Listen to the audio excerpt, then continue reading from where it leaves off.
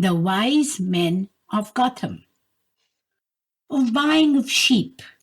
There were two men of Gotham, and one of them was going to market to Nottingham to buy sheep, and the other came from the market, and they both met together upon Nottingham Bridge.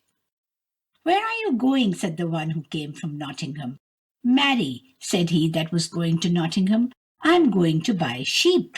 "Buy sheep?" said the other, "and which way will you bring them home?" "Marry," said the other, "I will bring them over this bridge." "By Robin Hood," said he that came from Nottingham, "but thou shalt not." "By Maid Marian," said he that was going thither, "but I will." "You will not," said the one. "I will." Then they beat their staves against the ground, one against the other, as if there had been 100 sheep between them. "Hold in," said one. "Beware lest my sheep leap over the bridge." "I care not," said the other, "but they shall not come this way." "But they shall," said the other. Then the other said, "If that thou make much to do, I will put my fingers in thy mouth." "Will you?" said the other. Now, as they were at their contention, another man of Gotham came from the market with a sack of meal upon a horse, and seeing and hearing his neighbours at strife about sheep, though there were none between them, said, "Ah, fools, will you ever learn wisdom? Help me, and lay my sack upon my shoulders."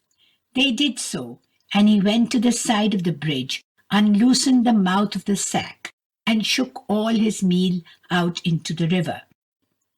"Now, neighbours," he said, "how much meal is there in my sack?"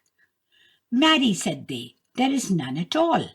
"Now, by my faith," said he, "even as much wit as is in your 2 heads to stir up strife about a thing you have not."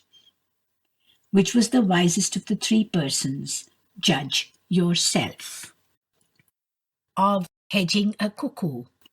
Once upon a time, the wise men of Gotham would have kept a cuckoo so that she might sing all the year, and in the midst of their town they made a hedge round in compass, and they got a cuckoo, and put her into it, and said, "Sing there all through the year, or thou shalt have neither meat nor water."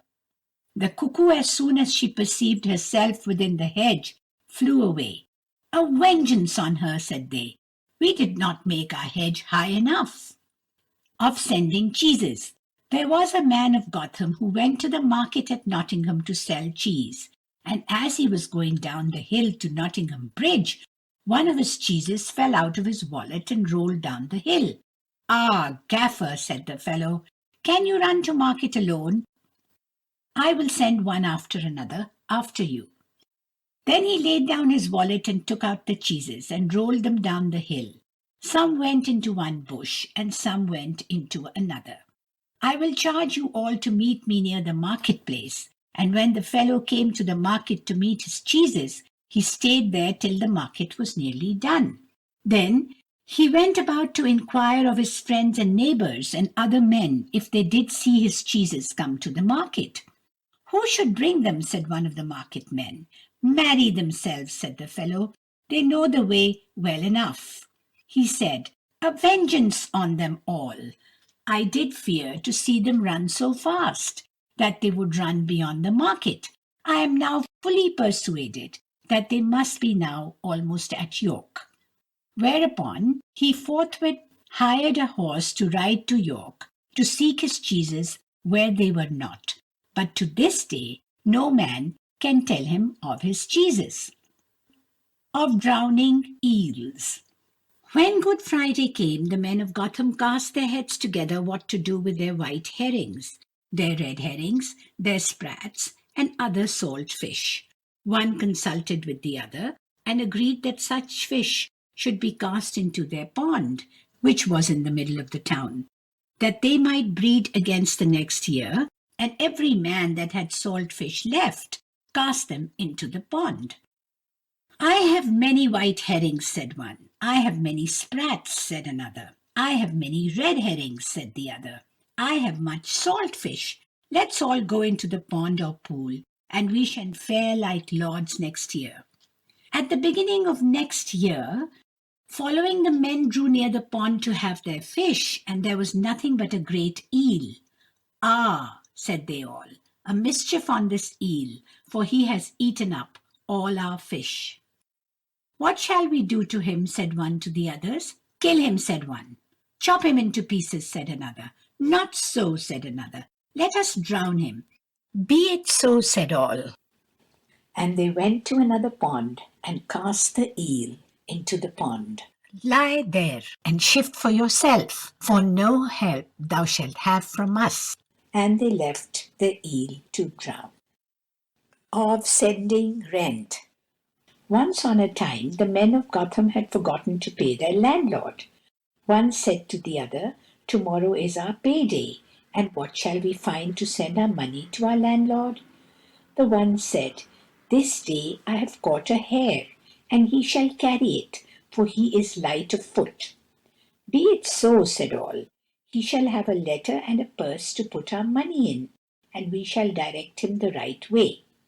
So when the letters were written and the money put in a purse, they tied it round the hare's neck, saying, "First you go to Lancaster, then thou must go to Loughborough, and Newark is our landlord, and commend us to him, and there is his dues." The hare, as soon as he was out of their hands, ran on along the country way. Some cried, "Thou must go to Lancaster first." "Let the hare alone," said another. "He can tell a nearer way than the rest of us all. Let him go." Another said, "It is a subtle hare.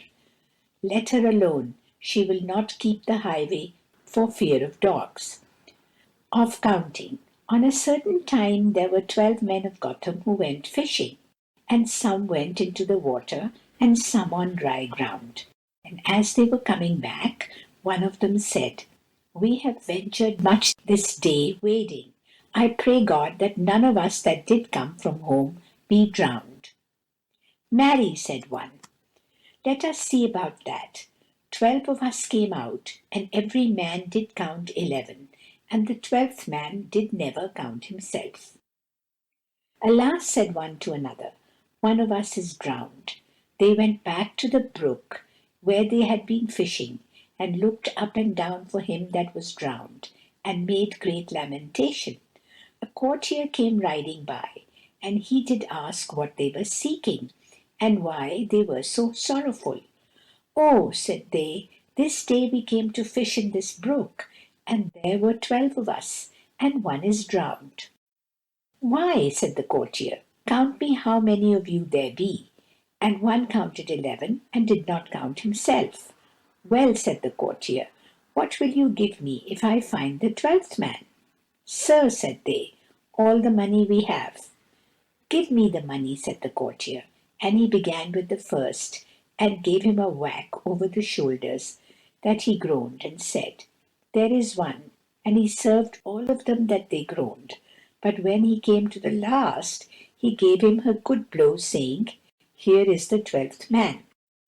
"God bless you on your heart," said all the company. "You have found our neighbor." End of The Wise Men of Gotham.